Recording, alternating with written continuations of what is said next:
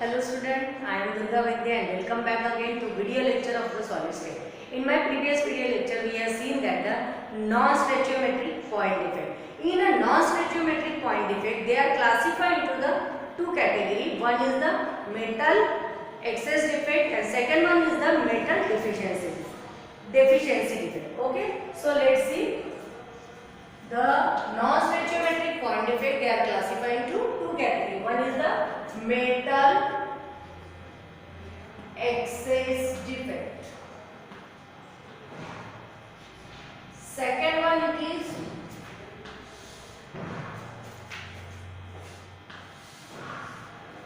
that is known as the metal deficiency defect. Metal deficiency defect.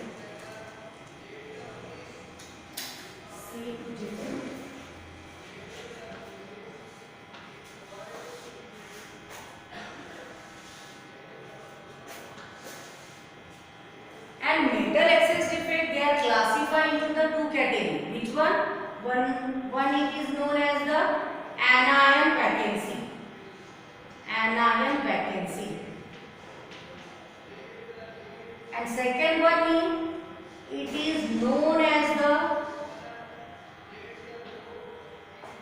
cation excess. Cation excess. In my previous video lecture, we have seen that the non-stoichiometric point defect, metal excess defect and anion vacancy. Today we are going to see cation excess and metal deficiency defect. So let's see first cation excess. Okay, cation excess.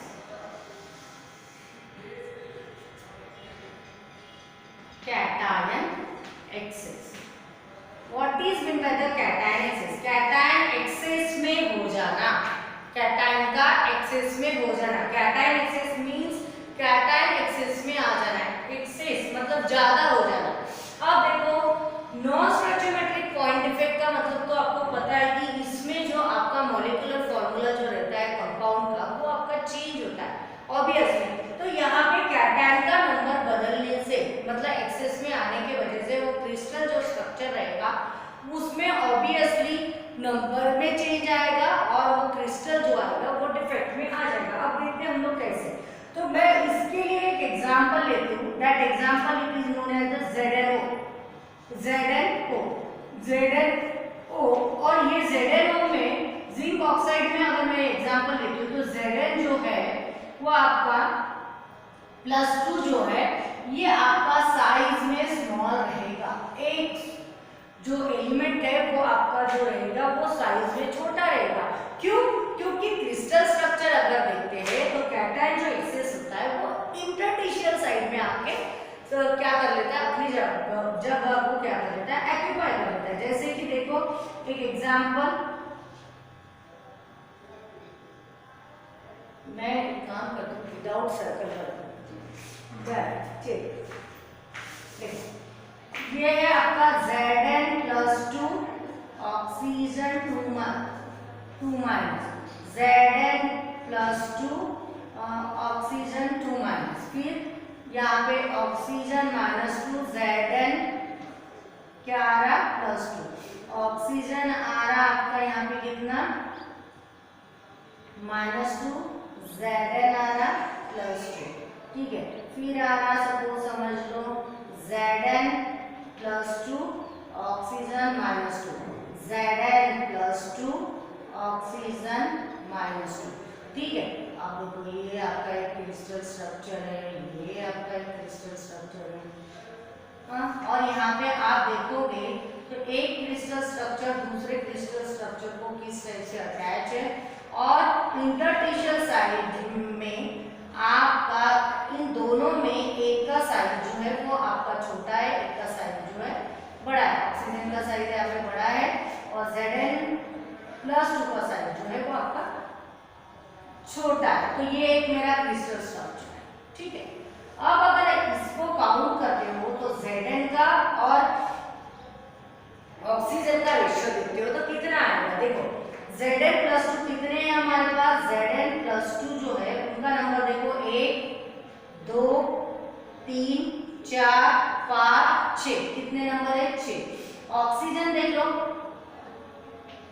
कितना आ रहा है 1 2 3 4 5 6, कितने number आ रहा है 6 number आ रहा है। हमको non स्टोइचियोमेट्रिक point difference को शो करना है और आपको ये दिखाना है कि कैटायन जो है वो एक्सेस में आ रहा है।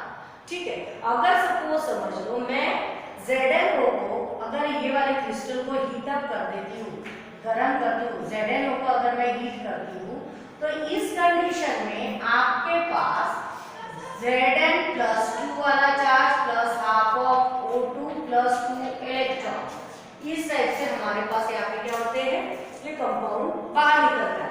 तो इस कंडीशन में क्या होता है, ये जो Zn+2 वाला चार्ज है जिसका साइज छोटा है वो आके आपके कोई इंटरटिशियल साइड में क्या हो जाता है, बैठ जाता है। जैसे कि ये जो Zn+2 है वो यहाँ पे आके उसने अपनी एक जगह को क्या कर दिया, एक्यूपाई कर लिया, इसने अपनी जगह को एक्यूपाई कर लिया। ये बाहर से आया Zn और इसने एक्यूपाई कर लिया। तो ये है आपका कैटायन एक्सेस, ये है आपका कैटायन एक्सेस। एक्सेस में जो कैटायन आ रहा है वो आपका कैटायन एक्सेस है। और कौन सा साइड में आ रहा है कैटायन एक्सेस, इन इंटरटिशियल साइड, इन इंटरटिशियल साइड, टिशियल साइड, अंदर की साइड में यहाँ पे इसलिए क्या हो गया, यहाँ पे अपनी जगह रखी कर रहा है। लेकिन इस वजह से ये क्रिस्टल की न्यूट्रलिटी जो है वो चेंज हो जाएगी। आपको पता है कोई भी डिफेक्ट आएगा लेकिन उसमें इलेक्ट्रिकल न्यूट्रलिटी जो रहेगी वो मेंटेन रहेगी। अब यहाँ पे जो ऑक्सीजन है वो तो आपका निकल जाएगा, ठीक है, यहाँ पे ऑक्सीजन निकल जाएगा, बचा ये 2 इलेक्ट्रॉन। ये 2 इलेक्ट्रॉन क्या करेंगे, एक इलेक्ट्रॉन यहाँ पर अपनी जगह बना लेगा और एक इलेक्ट्रॉन कहीं यहाँ पर आके अपनी जगह बना लेगा। ठीक है, मतलब जितने पॉजिटिव चार्ज है उतने ही निगेटिव चार्ज है। इलेक्ट्रिकल न्यूट्रलिटी जो है वो अभी भी क्या है, मेंटेन है। और लेकिन इस केस में अभी Zn का नंबर अगर काउंट करते हो, देखो यहाँ पे +2 चार्ज यहाँ पे एक्स्ट्रा में आया था तो 2 इलेक्ट्रॉन भी आ गए, मतलब कि पहले कितने थे हमारे यहाँ पे 12 पॉजिटिव चार्ज थे और 12 निगेटिव चार्ज थे। 2 एक्स्ट्रा के आ गए, मतलब कि 14 पॉजिटिव चार्ज आ गए, फिर 2 इलेक्ट्रॉन भी यहाँ पे इनबिल्ट हो गए, राइट। तो इस वजह से यहाँ पे 14 निगेटिव चार्ज भी आ गए। लेकिन इस कंडीशन में आपका Zn का नंबर क्या है, देखो काउंट करो तो कितना आएगा, Zn+2 का नंबर अगर देखते हो तो पहले 6 था, अभी कितना हुआ, एक एक्स्ट्रा का आया तो 7 हो गया, ठीक है। और ऑक्सीजन का जो नंबर है अभी भी 6 है, तो रेशियो जो है वो आपका क्या हुआ, चेंज हुआ, 7:6 आया। मतलब यहाँ पे 7 मतलब Zn+2 जो है कैटायन है उनका नंबर जो आया एक्सेस में आया। और कैटायन मतलब Zn+2 जो है वो एक्सेस में आने के वजह से, उसका नंबर बढ़ने के वजह से ये वाले क्रिस्टल स्ट्रक्चर को, ये वाले डिफेक्ट को कैटायन एक्सेस डिफेक्ट कहते हैं। समझ में आ रहा है, क्योंकि यहाँ पे कैटायन जो है वो एक्सेस में आ रहा है और वो भी कौन से साइड में, इंटरटिशियल साइड में है, ठीक है। और यहाँ पे रेशियो चेंज हो रहा है, मतलब कि ऑब्वियसली ये नॉन स्टोइचियोमेट्रिक पॉइंट डिफेक्ट है, ठीक है। लेकिन यहाँ पे आपकी इलेक्ट्रिकल न्यूट्रलिटी जो है वो अभी भी क्या है, आपकी मेंटेन है। अब देखो ये जो है इस वजह से जो है ये क्रिस्टल स्ट्रक्चर जो है ये आपका पैरामैग्नेटिक बिहेवियर शो करता है। कौन सा बिहेवियर शो करता है, पैरामैग्नेटिक बिहेवियर, पैरामैग्नेटिक बिहेवियर। यहाँ पे लिखती हूँ, ये कौन सा बिहेवियर शो करता है, तो paramagnetic, paramagnetic behaviour, paramagnetic behaviour show करेगा, पैरामैग्नेटिक बिहेवियर शो करेगा। और फ्री इलेक्ट्रॉन प्रेजेंट होने के वजह से, फ्री इलेक्ट्रॉन प्रेजेंट होने की वजह से पहले ये इंसुलेटर की तरह काम करता था, इंसुलेटर की तरह काम करता था, लेकिन जैसे ही फ्री इलेक्ट्रॉन आया इसने सेमीकंडक्टर की तरह काम करना चालू किया, सेमीकंडक्टर की तरह काम चालू किया। मतलब कि ये कंडक्टिविटी जो रेट है वो क्या करता है, बढ़ाता है। मतलब ये फ्री इलेक्ट्रॉन होने के वजह से ये जो अभी क्रिस्टल फॉर्म हुआ है वो आपके इलेक्ट्रिसिटी को क्या करेगा, ट्रैवल करेगा। समझ में आया, फ्री इलेक्ट्रॉन प्रेजेंट होने के वजह से इंसुलेटर का ये आपका क्या हुआ, सेमीकंडक्टर में फॉर्म हुआ। अभी अगर इसकी बात करते हैं, इसके डेंसिटी की बात अगर करते हैं हम लोग, तो डेंसिटी क्या होगी, बढ़ेगी कि घटेगी? पहले आपका जो रेशियो था 6:6 था, अभी आपका 7:6 हुआ, मतलब नंबर बढ़ा, मतलब कि क्या हुआ, डेंसिटी पे क्या इफेक्ट पड़ा, डेंसिटी आपकी क्या हुई, इंक्रीज हुई, राइट। यहाँ पे डेंसिटी जो हुई वो आपकी क्या हुई, तो इंक्रीज हो गई, ठीक है। यहाँ पे आपकी डेंसिटी जो है वो आपकी इंक्रीज हो गई, ठीक है। और जब ये फ्री इलेक्ट्रॉन प्रेजेंट होता है और इस वजह से यहाँ पे ये जो कलर कंपाउंड है, ये कलर्ड कंपाउंड में फॉर्म हो जाता है, कलर्ड। ये जो क्रिस्टल स्ट्रक्चर है ये कलर्ड हो जाता है, पहले कलर नहीं था, पहले जो भी कलर था वो कलर चेंज हो गया और एक नए कलर में कंपाउंड फॉर्म हुआ। उससे हम पहचान लेते हैं कि ये कैटायन एक्सेस का कंपाउंड है। कैटायन एक्सेस मतलब कि समझ में आया होगा, कैटायन जो है वो इंटरटिशियल में जाके अपने रेशियो को चेंज कर लेता है, इंटरटिशियल साइज में आ जाता है, इस वजह से वो क्रिस्टल में डिफेक्ट आता है और उस डिफेक्ट को हम लोग कैटायन एक्सेस डिफेक्ट के नाम से जानते हैं, ठीक है।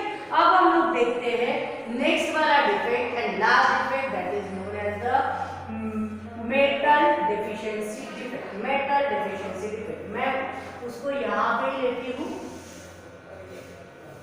क्या नाम है उसका, metal deficiency defect. Metal deficiency defect it means that, आपको ये नाम से ही पता चल रहा होगा कि ये क्या है। डेफिशिएंसी का मतलब क्या होता है, कमी होना। डेफिशिएंसी का मतलब होता है कमी होना। अब यहाँ पे किसकी कमी हो रही है, मेटल की कमी होना, मतलब क्रिस्टल स्ट्रक्चर जो भी देखोगे उस क्रिस्टल स्ट्रक्चर में मेटल की क्या हो रही है, कमी हो रही है। तो उसके लिए मैं एक एग्जांपल लेती हूँ, उसके लिए मैं लेती हूँ एग्जांपल FeO2, ठीक है। मतलब यहाँ पे इस टाइप का एग्जांपल लेना है जिस एग्जांपल से हमको क्या होगा, वेरिएबल ऑक्सीडेशन स्टेट मिलेंगे। जैसे कि Fe अगर मैं देखती हूँ तो ये आपका Fe जो है +2 ऑक्सीडेशन शो करता है, Fe जो है +3 ऑक्सीडेशन स्टेट भी शो करता है। तो इस टाइप से वेरिएबल ऑक्सीडेशन स्टेट वाले कंपाउंड को हमको लेना है और यहाँ पे एक मेटल को क्या करना है, डेफिशिएंट करना है। अब ये क्रिस्टल स्ट्रक्चर कैसे फॉर्म होता है वो देखो, Fe +2 O -2, Fe +2 O -2, O -2 Fe +2। Alternate में हमेशा हमारा क्या रहता है, कंपाउंड प्रेजेंट रहता है, ठीक है।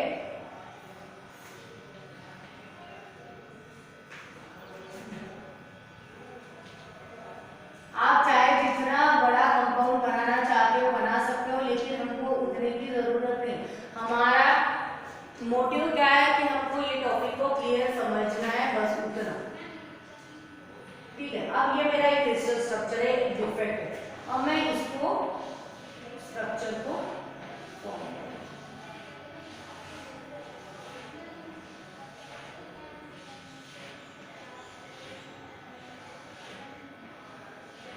ठीक है। अब देखो यहाँ पे क्या होता है,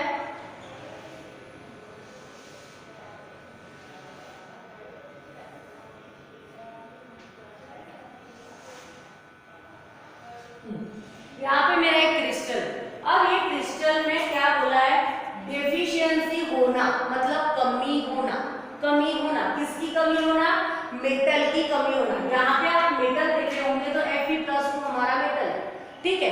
किसी कारणवश यहाँ पे क्या होता है, 3 Fe निकल जाते हैं। कितने निकल जाते हैं, Fe 3 निकल जाते हैं। एक ये वाले को हम लोग रिमूव करते हैं, ये वाले Fe को रिमूव करती हूँ और ये वाले Fe को क्या करूँ मैं, रिमूव आउट करूँ, ठीक है। यहाँ से क्या होगा, किसी कारणवश 3, पहले हमारे सबसे पहले तो ये देख लो कि हमारे नंबर्स कितने हैं। तो ऑब्वियसली ये 3 जो मैंने फ्री किए थे वो 1 2 3 और 4 5 6, मतलब Fe+2 का नंबर पहले कितना था 6 था, और ऑक्सीजन का जो नंबर था वो भी ऑब्वियसली 6 ही होगा। ठीक है, सेम रेशियो है, लेकिन नॉन स्टोइचियोमेट्रिक पॉइंट इफेक्ट दिखाना है और उसमें भी मेटल डेफिशिएंसी डिफेक्ट दिखाना है। तो कैसे दिखाएंगे, तो मैंने क्या किया 3 Fe+2 चार्ज को क्या कर दिया, यहाँ से गायब किया। कोई कारणवश चाहे उसको हीट अप करो, स्ट्रांगली हीट अप करो, या फिर जो क्रिस्टलाइजिंग प्रोसेस है उसको थोड़ा फास्ट कर लो, उस वजह से ये सारे डिफेक्ट्स आते हैं। क्यों हो रहा है ये नहीं पूछा जाएगा, कैसे हो रहा है, उसमें क्या कमी हो रही, क्या ज्यादा हो रहा है वो पूछा जाएगा, तो हम उसी के तरफ जाएंगे हमारे दिमाग को। तो देखो 3 Fe निकल गए, 3 Fe निकल गए मतलब कि कितने पॉजिटिव चार्ज निकल गए, 6 पॉजिटिव चार्ज यहाँ से क्या हुए, फ्री आउट हो गए। लेकिन मैंने आपको पहले ही बताया था कोई भी डिफेक्ट अगर प्रेजेंट हो तो उसमें हमारा क्या रहता है, इलेक्ट्रिकल न्यूट्रलिटी जो रहती है वो मेंटेन रहती है। इलेक्ट्रिकल न्यूट्रलिटी मेंटेन रहती है, इसी का मतलब ये जो Fe+2 जो चार्ज था वो फ्री हो गया, लेकिन इसमें +3 आके उसने क्या किया, ये जगह को ऑक्यूपाई कर लिया। कितने को, +3 को। देखो Fe+3 एक जगह पे आ गया, मैं दूसरे कलर से लिख रही हूँ, Fe+3 आ गया और यहाँ पे Fe+3 आ गया। ठीक है, अब देखो अब कितना हुआ, यहाँ पे पॉजिटिव चार्ज 3 गए थे, फिर से 3 ही पॉजिटिव चार्ज आ गए, मतलब कि electrical neutrality of the crystal that is the maintain. यहाँ पे हमारा इलेक्ट्रिकल न्यूट्रलिटी जो है वो आपका मेंटेन है। लेकिन अगर आप ये क्रिस्टल देखते हो तो इसमें डिफेक्ट आया, कैसे, तो देखो यहाँ पे Fe+2 का नंबर अब कितना है, Fe3+ का नंबर कितना है और O2 का नंबर कितना है। तो O2 में तो कोई फर्क नहीं पड़ा, इसलिए इसका नंबर 6 है। 3 हमने Fe3+ को कितने लाए थे, 2, और यहाँ पे हमारे कितने हैं Fe2+, देखो 1, फिर हमारा 2 और ये 3। ठीक है, 3 है हमारे, तो यहाँ पे 3, मतलब रेशियो क्या बना, 3:2:6, मतलब हमारा जो रेशियो है वो सेम है क्या, नहीं है, लेकिन इलेक्ट्रिकल न्यूट्रलिटी जो है वो वाले मेटल की क्या है, मेंटेन है। ठीक है, तो ये हो गया आपका metal deficiency defect, metal deficiency defect. ठीक है, इस टाइप से हमारे यहाँ पे क्रिस्टल में क्या होता है, डेफिशिएंसी आती है और यहाँ पे हमारा ये क्रिस्टल फॉर्म होता है। पहले हमारा रेशियो था 6:6, बाद में हमारा रेशियो बना 3:2:6, और यहाँ पे मेटल के डेफिशिएंसी से हमारा ये क्रिस्टल जो है वो फॉर्म हुआ, और इसी वजह से इस क्रिस्टल को हम लोग मेटल डेफिशिएंसी डिफेक्ट कहते हैं। So okay, got it?